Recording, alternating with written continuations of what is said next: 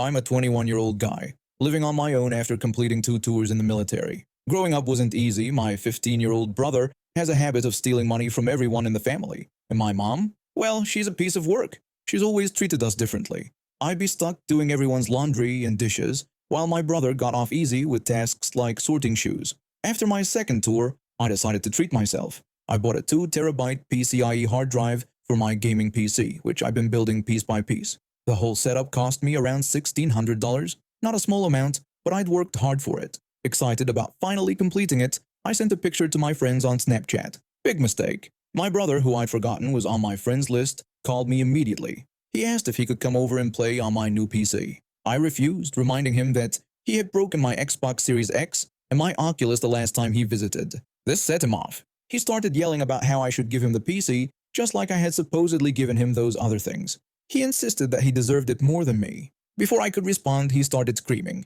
Next thing I know, my mom's on the phone. She tried to guilt-trip me, saying that because she gave birth to me, I owed my brother this computer. I hung up on her. The next day, while I was out shopping, I got a text from my landlord saying 2 people were banging on my door. I rushed home to find my brother, mom, and landlord waiting for me. As soon as my brother spotted me, he burst into tears. He started accusing me of stealing his computer, claiming it was his. My mom joined in, screaming at me for hanging up on her and demanding that I give my brother the computer right away. My landlord, clearly uncomfortable, made a hasty exit. I needed to get inside to put away my groceries, so I unlocked the door. They tried to push past me, but I managed to block my brother. I couldn't touch my mom without her screaming assault, so I let her in. As soon as they were inside, chaos erupted. My mom started taking pictures, sending them to her friends and claiming she was buying the place. My brother made a beeline for my game room, but thankfully, I had a padlock on the door. He started screaming for me to open the door, and my mom backed him up, ordering me to do what he said. Against my better judgment, I opened the door. My brother rushed to the PC and tried to turn it on, but I hadn't installed the operating system yet. I explained that it needed to be set up first and gave him the Wi-Fi password so he could play something else for now. While my brother settled on the couch playing Roblox, I realized my mom had disappeared. I searched the house, but she was nowhere to be found. Then my phone rang. It was my mom telling me to clean what she was calling her house. She said she was on her way back with her friends. I tried to argue that it wasn't her house, but she wouldn't listen. I hung up again, but moments later, I got a call from my bank about suspicious purchases. I checked my app and saw a bunch of Roblox transactions. I declined them and heard my brother screaming from the bathroom. That's when I realized my credit card was missing. My brother came downstairs holding my card and his phone. He was confused and upset, asking why he couldn't buy more Robux. I scolded him and took my card back, thinking he'd only spent about $200. A few minutes later, my mom returned with her friends. They waltzed in like they owned the place. My mom started showing her friends around, welcoming them to what she called her lovely new home. When I tried to object, she cut me off, calling me a homeless leech and saying I should do something with my life. Her friends left, but I'd had enough. I started spilling secrets about her friends, like how one of them had gotten intimate with another's husband. They quickly shut up after that. I demanded that they all get out of my house immediately. Suddenly, we heard a crash and screaming from the game room. I ran in to find my brother with his foot stuck in my PC's case. The glass shattered. I helped him out and took him to the hospital, my mom criticizing me the whole way for not being able to pay the medical bill. That's when I checked my bank account and realized my brother had drained it completely on Roblox. After getting him treated, I drove them back to their car. My mom refused to leave, so I called the police to remove her. I filed for a restraining order online and sent her a screenshot before blocking her number. Later that day, they came back, threatening to sue me. I simply walked outside, made it clear I was armed, and they haven't been back since. I reported the unauthorized purchases to my bank, and they got Roblox to refund me. My brother's account got banned, so all the money my mom had spent on it over the years, gone. I told my gossip-loving grandma about the whole ordeal, so now the entire family is against them. I'm going no contact with both of them. It's been a wild ride, but I'm finally free from their entitled behavior. My house, my rules, and they're not welcome here anymore. I'm a college student trying to make ends meet, and food delivery seemed like a flexible way to earn some extra cash. I've been doing it for about 6 months now, and for the most part, it's been pretty uneventful. Pick up the food, drop it off, rinse and repeat. Sure, there's the occasional grumpy customer or confusing apartment complex, but nothing I couldn't handle. Today started like any other day. I logged into the app and started accepting orders. The first few deliveries went smoothly, and I was feeling pretty good about my earnings for the day. Then, I got assigned 2 orders that were relatively close to each other. No big deal, I thought. I'd done this plenty of times before. I picked up both orders and headed to the first address. The app always has us deliver in the most efficient order, so I didn't think twice about it. When I got to the first house, I saw that it was a hand-to-customer order. Great. Sometimes these can take a while if the customer doesn't answer right away. I knocked on the door and waited. And waited. After about 5 minutes of knocking and ringing the doorbell, someone finally answered. I handed over the food with a smile despite the delay and headed back to my car. That first delivery had taken longer than expected, and I knew the second customer's food was getting cold. Still, there wasn't much I could do about it now. I pulled up to a nice-looking house in a suburban neighborhood. Another hand-to-customer order. I grabbed the food and walked up to the front door, putting on my best customer service smile. I knocked, and after a moment, the door swung open. A woman stood there, arms crossed, glaring at me like I'd just insulted her entire family. She was tall, blonde, and looked to be in her early 30s. The scowl on her face made it clear she wasn't happy. The woman immediately started berating me about how long I had taken to arrive. She accused me of going all over the place instead of delivering their food and demanded an explanation.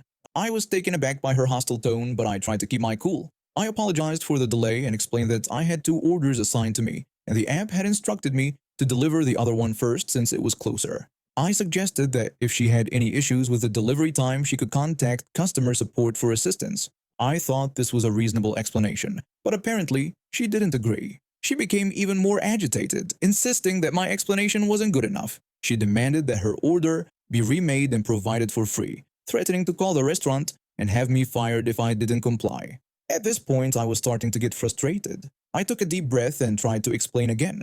I clarified that I didn't work for the restaurant but was an independent contractor for the delivery app. I apologized again but emphasized that I couldn't do anything about remaking her order or giving her a refund. I advised her to contact the app's customer support for such issues. Her face turned red, and she started clapping her hands sarcastically. She told me to wait right there, saying she had something for me. She then turned and disappeared into the house. Every instinct told me this wasn't going to end well, so I decided it was time to leave. I turned to head back to my car, but before I could take more than a couple of steps, I heard a man's voice booming from inside the house, ordering me to hold it right there. I spun around to see a large man, easily over 6 feet tall, storming out of the house. He looked furious. I've trained in martial arts for years, so I instinctively turned to face him, not wanting to have my back to a potential threat. The man walked towards me and aggressively demanded that I give them their refund, or else. I tried to stay calm and explain the situation again, but he wasn't having it. Before I could finish my sentence, he shoved me hard. I stumbled back but managed to keep my footing. My training kicked in, and I immediately squared my stance, raising my hands in a defensive position. I pleaded with the man not to come any closer or put his hands on me again, explaining that I was just trying to do my job. He ignored my warning and threw a wild punch at my face. Thanks to my training, I managed to lean back and avoid it. Without thinking, I countered with a front kick to his stomach. It connected solidly, and he let out a loud oof as the wind was knocked out of him. As he doubled over, I followed up with a quick 1-2 punch combination to his face.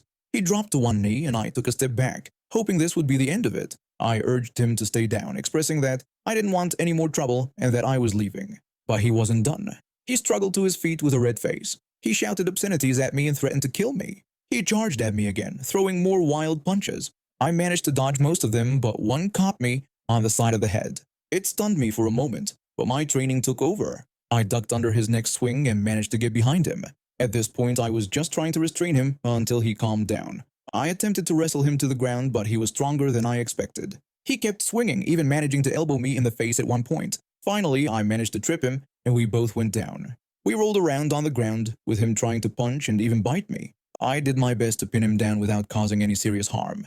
Eventually, I managed to get on top of him in a mount position. He continued to shout threats, demanding that I get off him, and reiterating his intention to kill me. He tried to bench press me off, and almost succeeded a couple of times. He was surprisingly strong. I told him I wouldn't get off until he calmed down, but this only seemed to enrage him more.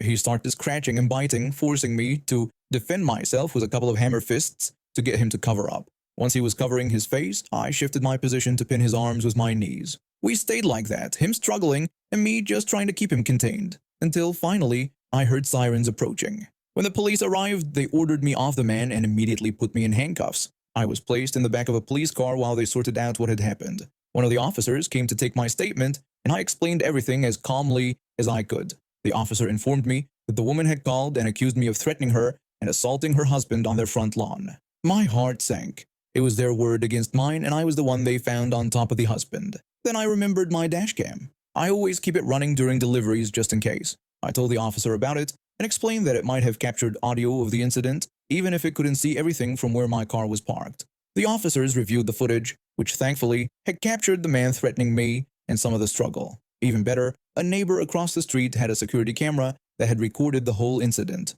After reviewing all the evidence, the police let me go. They took down my information and told me they'd be in touch if they had any more questions. I decided to press charges against the man for assault. I reported the incident to the delivery app, including the police case number, hoping they'd ban these customers from using the service in the future. I'm still processing everything that happened, but one thing's for sure, I'll be a lot more cautious on future deliveries. And maybe it's time to look into a different side gig, one that doesn't involve the risk of being attacked by angry customers.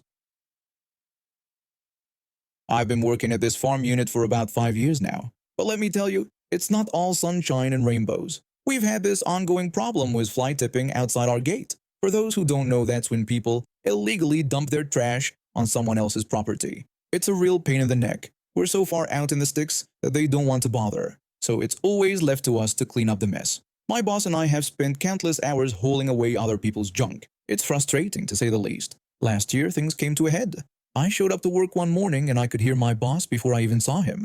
He was cursing up a storm, his face red as a tomato. I walked around to the front of the building and there it was, the mother of all garbage piles. It looked like someone had emptied their entire house onto our doorstep. My boss was fuming. He ranted about the mess and complained that we'd be cleaning it up all day. I tried to calm him down, saying we'd get it sorted, but he wasn't having it. He kept going on about how ridiculous the situation was, and that we weren't a dumping ground. I started helping him load up the truck, trying to ignore his constant grumbling. That's when I stumbled upon something interesting. An old parcel box with a name and address still visible. I pocketed it without saying a word and continued working. After we'd loaded everything up, my boss turned to me. He asked me to take the truck to the recycling center and handle the disposal. I agreed, telling him I'd take care of it. I hopped in the truck and headed out. But I didn't go to the recycling center. Oh no, I had other plans. I punched the address from the box into my phone's GPS and followed the directions. It led me to a nice suburban house with a perfectly manicured lawn. I parked across the street and waited. After about an hour, I saw a car pull out of the driveway. Perfect timing. I waited a few more minutes to make sure they were gone, then made my move. I backed the truck up onto their driveway, my heart pounding in my chest. This was it. I took a deep breath and hit the tip button. The back of the truck slowly raised, and all that garbage, their garbage, slid out onto their pristine lawn. The satisfying thud of junk hitting grass was music to my ears. Once it was all unloaded, I grabbed that box I'd found earlier. I scrawled a quick note on it with a marker I had in my pocket. I believe you dropped this, so I returned it for you. Then I left it right on their doorstep. Maybe it wasn't the most mature thing to do, but after years of cleaning up after these inconsiderate people, it felt good to give them a taste of their own medicine. I went back to work, told my boss I'd taken care of everything, and that was that. I didn't know what would happen next, but I hoped I'd made my point. A week passed, then two. No more garbage appeared outside our gate. A month went by, still nothing. It seemed like my little stunt had worked, but the story doesn't end there. About 6 weeks after my delivery, I was at work when a police car pulled up. My heart sank. Had I been caught? The officer stepped out and approached me. He asked if I was the one who'd been having trouble with fly tipping. I nervously confirmed that it had been an ongoing issue for us. Then, to my surprise, the officer shared some good news. He told me they'd arrested someone in connection with the fly tipping. Apparently, this person had been dumping garbage all over the county. The police caught them in the act trying to unload a truck full of junk in a nature reserve. I was stunned. I told the officer this was great news and thanked him for letting us know. Sometimes you've got to fight fire with fire, or in this case, garbage with garbage. We haven't had a single fly tipping problem since, and I sleep better at night knowing I played a part in putting an end to it. Maybe it wasn't the most conventional method, but hey, it got results.